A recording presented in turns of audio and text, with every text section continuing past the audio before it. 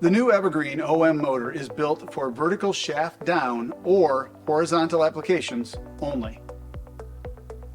It's a good practice to measure the distance from the back of the motor being replaced to the fan blade hub before replacing the fan blade so it can be installed on the motor at the same location.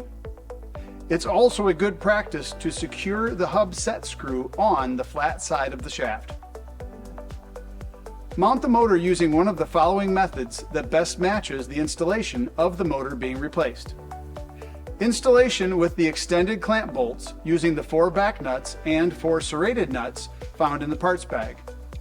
Install the 4 back nuts on the clamp bolts, then install the motor in the shroud and secure the motor to the shroud with the 4 serrated nuts.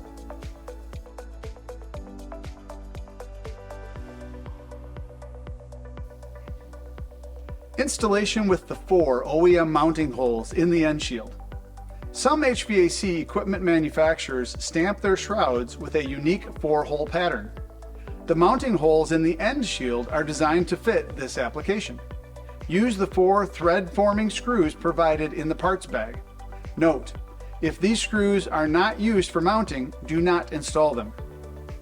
Installation with the 4 side mounting holes in the end shield. Some HVAC equipment manufacturers use a shroud with a built-in flange for side mounting the motor. The mounting holes in the side of the end shield are designed to fit this application. Use the 4 thread-forming screws provided in the parts bag. Note: if these screws are not used for mounting, do not install them.